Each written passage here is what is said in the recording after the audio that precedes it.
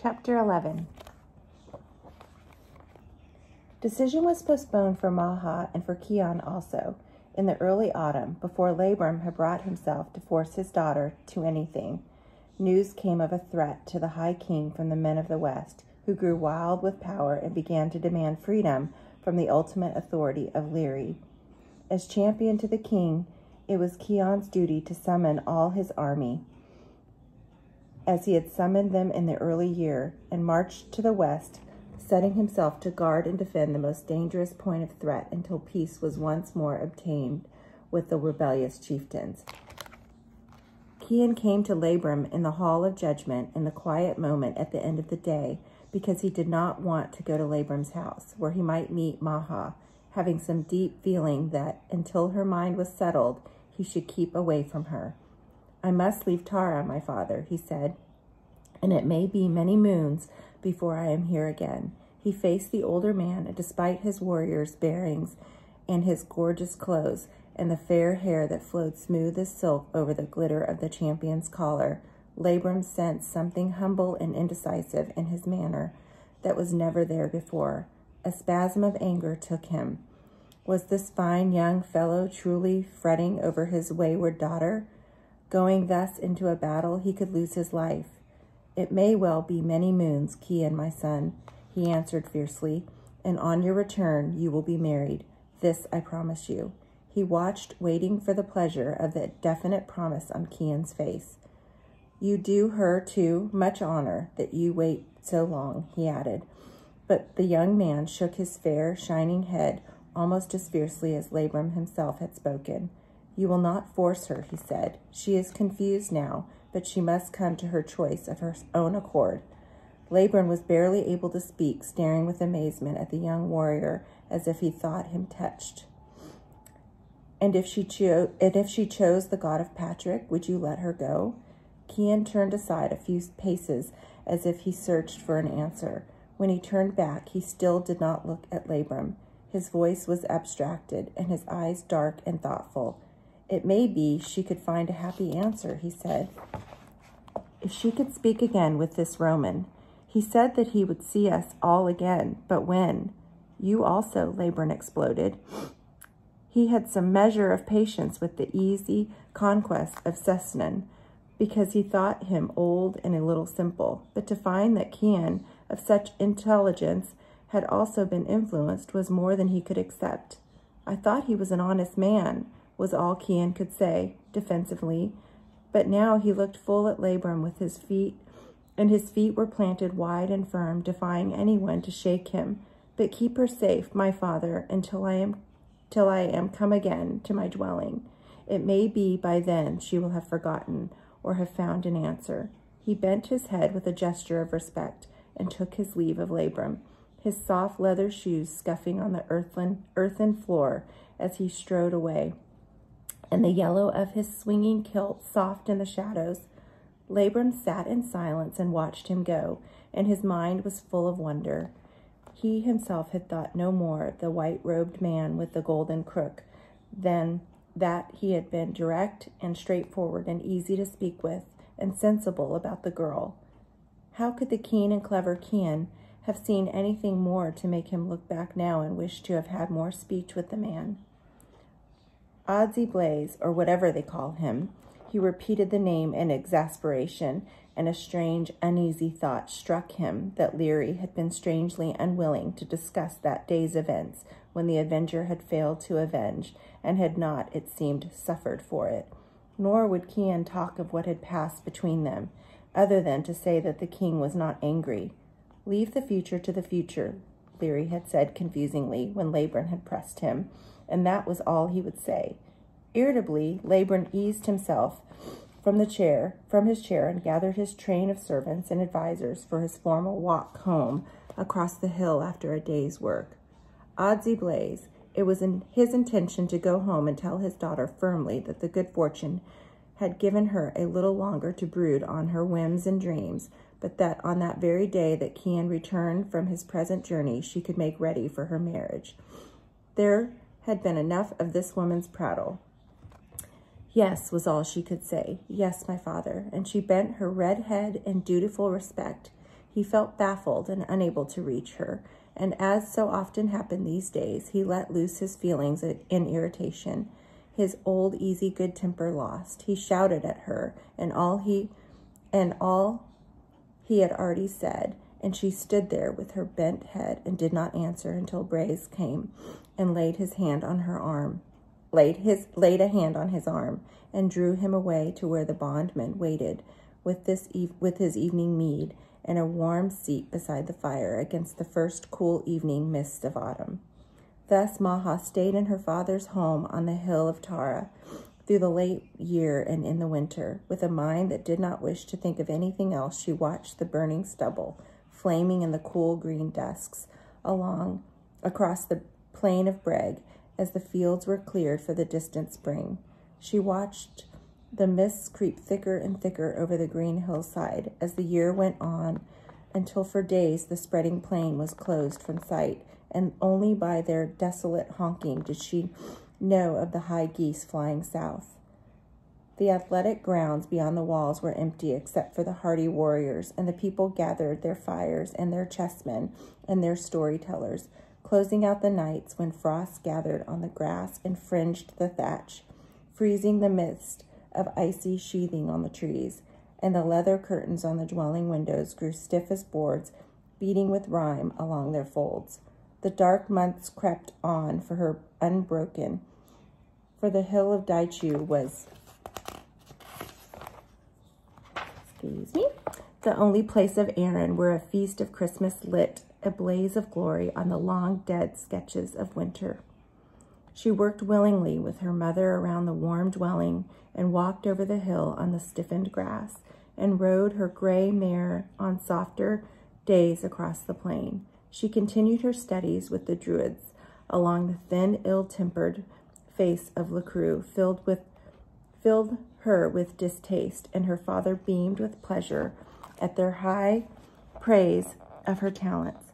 Now, as she had dreamed long ago in the dun of Cessnan, she was in sight of the life of the royal house of Leary and his queen. She would watch in secret on the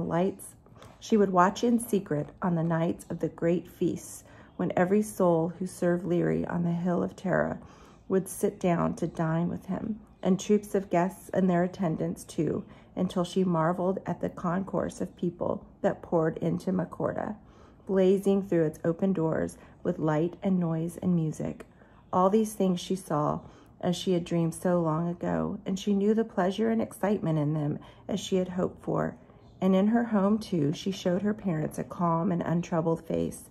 Only in her own secret anxiety did she watch the chill daylight stretching ever longer into the darkness of the evenings, filled with the first wild thrilling of the blackbirds, while the brown life of the turning year began to mist the barren plain.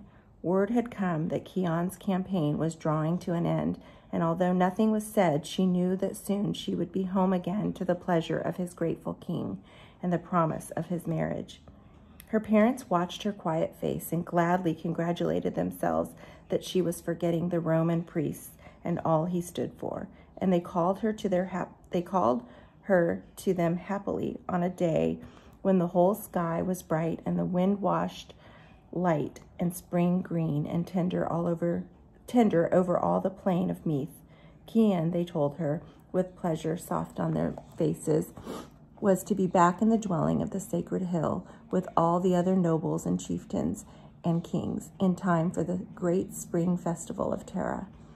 Up in the north, in the kingdom of Ulidia, the people of Erin were gathering in ever-increasing numbers to the hill of Daichu to listen to the teachings of Patrick, and his name and word of the wonders which he taught were spreading slowly through the land.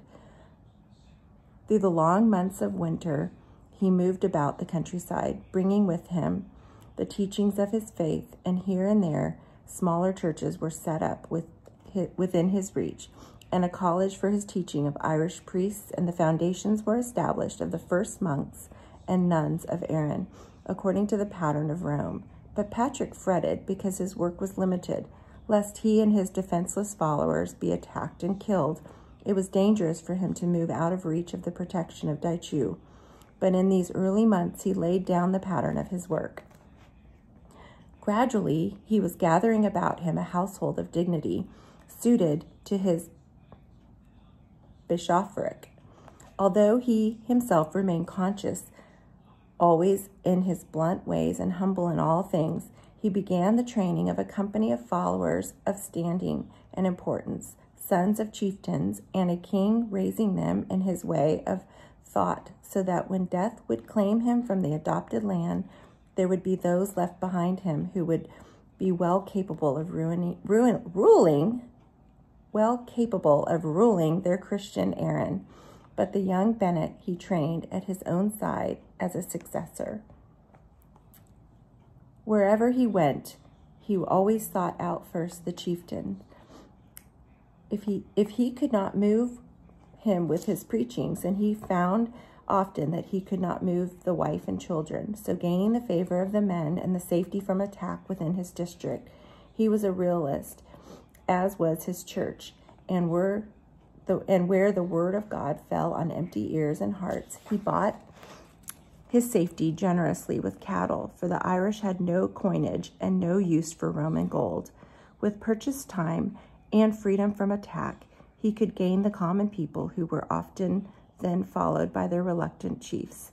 In the kingdom of Ulidia, Christianity had taken a firm hold, and belief was warm and strong, and even with success, Patrick was restless. The word of God was traveling too slowly and in too small a space of Erin. As the spring, which brought such fear to Maha, came creeping over the soft, undulating country of Ulidia, Daichu noticed that his face was sober and preoccupied, and that he had stood often in these wild, windy days on the highest rath walls, looking thoughtfully southward over the awakening land. The chieftain came to him one day as he sat there, striding up to him along the steep slope of Rath, with his two great dogs pulling at their leash. The priest was sitting alone, simply in his white woolen robe, with no gold adze to hold his hair, which lifted and fluttered behind his tonsure in the rough, salty wind from the sea. "Ah, my friend," Patrick smiled and moved a little way along the trunk of the great elm on which he sat. It had come toppling in the gales of winter and now lay stripped of all its branches, waiting to be taken to the sawmill. "Come sit with me, if these gentle creatures will allow you." Daichu smiled too and spoke firmly to his dogs, who sat unwillingly on the ground, finding the command difficult in their eager affection for the man on the fallen tree. They sat, but they strained and panted, with long, pink, dangling tongues, trying to reach and caress the gentle hands that touched their heads. They were well trained and did not move. "They are splendid, Daichu, and a great credit to your training. When I go from here, I beg a pair of them from you for a parting gift. I have missed my dogs in the long, studious years. When I was a youth with my master's sheep on the hill of Slemish, they were my pleasure and my company." Daichu sat down beside him, his long legs doubled up and his hands dangling over his knees. His face was easy and content as he turned to Patrick. "With all my heart, Father," he said, "you shall have the pick of the pack, but that will not be for many a long moon." He spoke tranquilly, believing what he said. Patrick watched him with affection and did not answer for a while. "I will be going very soon, Daichu," he said then, mildly, and the man turned on him in grief and consternation. "Oh, no, my father, why would you go soon?" "So soon?" Patrick smiled a little. I have work to do, Daichu, my friend. Do you think it is only the lands of your tribe that need the word of God? I have taken the safety and hospitality of your dun long enough. I must go forth on my task through all the land of Erin. I must be about the work of my faithful God, for whom I am ambassador in this land. But you have done much work here. See all you have done in the country near the land, near at hand, and the people flock from near and far to my barn to hear the mass and listen to you preach. Ulidia is small, Daichu. I thank you for your goodness and for your love, but I must go. Daichu looked at him for a long moment. His strong, dark face crumbled with anxiety and then burst out with the real fear which lay on the back of his words. In his heart, he knew that to a man like Patrick, Ulidia was nothing. He must conquer all the land. But if you go to a strange country where you are not known, he cried, how can I protect you? The man beside him was so mild and humble, so utterly unwarlike, that he could foresee his easy death at the hands of some violent tribe who would strike first at the stranger and only think to listen afterward. He would never care for himself. In my lands you are safe, he pleaded. Patrick shook his head. Then I go with you. Wherever you may go, I will raise an army to follow you and protect you. The priest smiled gently and laid a hand on his arm. Daichu, my good defender, I know you would give your life for me, and I thank you. But I thank him, too, who has strengthened me in all things. I cannot bring the teachings of a God of love through Aaron at the point of anybody's sword. I must go, my friend, with no one but my own household, and such of my following as may be willing to walk with me in peace. Patrick stood up, and the warrior's face was heavy with sadness. He had grown deeply in love with this mild, defendant, humorous man who could yet be so strong and utterly determined in his faith and in the work he had come to this land to do on behalf of his God. Daichu sighed. Knowing him, he knew there could be no real argument about his going. Patrick would have decided before he ever spoke. It is time, the priest said, now, and the note of his voice was absent, as if he were looking forward to the derision and opposition he would meet and the battles he must win. It is time I move forth to travel this green land. He paused a moment and then went on, and let those who will laugh and scorn, he said, I shall not be silent, nor shall I hide the signs and wonders which the Lord has shown to me in so many years before they came to pass, as he knows everything, even before the times of the world. Daichu was silent, and his heart ached for him. He was always so wounded by criticism and by those who mocked his stories of the revelations of his God, although he always faced his mockers with a steadfast quiet. And where will you go first, my father? He asked dully, almost without interest. It would be enough that he was gone. The man beside him paused before he answered, and Daichu looked up at some new firmness in his silence. He had the feeling he had braced himself for something. I am going to Tara, Patrick said quietly. The warrior's eyes flew open. To Tara, he echoed, and his voice was horrified. As well to walk now into the sea and drown himself as go to Tara. What chance will you have there of life? He cried.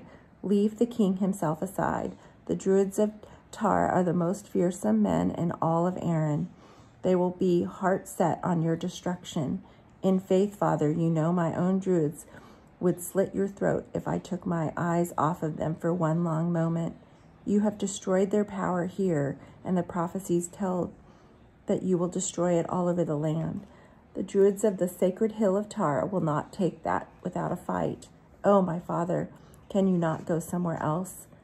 Daichu stared at him in anguish, looking at his certain death, but Patrick answered him with composure. Friend Daichu, my mission has been most successful within the confines of your power. Can you tell me why? Daichu lifted helpless hands and failed to find words for all he would say. He was only a simple warrior and could not find the phrases for all he thought about the priest. I thank you for all the things you have not said. Patrick's voice was a little dry and a smile twitched at the corner of his mouth, but it is far from due to me alone. I have preached in your country so successfully because of your protection. Oh, it is true and most important. He waved aside Daichu's protest. I have not had to waste my time in raising an army to fight for me, and in fighting first and preaching afterward. Your protection has given me peace to preach. Daichu was silent, knowing in his heart that this was true. Now Patrick went on for a moment. I have to seek the same protection from the High King so that I might have peace to preach in every corner of the land of Aaron. Nothing less will do. But the druids, The priest's voice was calm. I must take the Druids as I can take all the other obstacles in the way of the God I serve. I know they are my strongest and most dangerous enemies. Leary brandished a sword at me in the shape of that fine young man and all his warriors, but the gesture was half-hearted. It was with Lacroix and Lacron and their minions that I must wrestle. The strong face of Daichu was creased with doubt. The High King is no weakling, he said. Do not pass him too lightly. Daichu, my son, the Church of Rome is no weakling either, nor does it send its sons into strange lands in ignorance of the troubles they will meet or the battles they will have to fight. You bid me not to think too lightly of Leary's strength. Well, I bid you not to think too lightly of his intelligence. He went on as Daichu stared at him without comprehension. I did not come here, my friend, without knowing well of Leary and all he can mean to me. We have our ways of finding out the things we would know. And Leary is a brave and clever man, too clever to be unnecessarily brave, where it will bring him nothing. I think that he is not at all unwilling for the land of Erin to follow Rome like the rest of the empire, but he must answer to his own people. Leary will give me the protection that I need in the end, but first he will make me fight for it, lest his people think he gives in too easily. Daichu's mouth was almost open, his slower mind ranging over all this. Some of it he did not even understand. How will you fight them? He asked in the end, coming back to that which he understood. You are a great warrior, Daichu, Patrick answered, great enough to know that the only way to fight an enemy is with his own weapons. Useless to oppose with a sword the man who whirls a club, and a dagger is no use against a spear. Am I not right? Daichu nodded, on his own ground, and then come to understand of what Patrick meant. But their weapon is magic, he said. You have no magic. Patrick's face was mild and easy as he lifted it to the spring sun, the dogs heavy on his feet. True, he said, true, I have no magic. I can only go and face them in the name of God, and see what weapons they face with me. Then I shall take what God may put into my hand.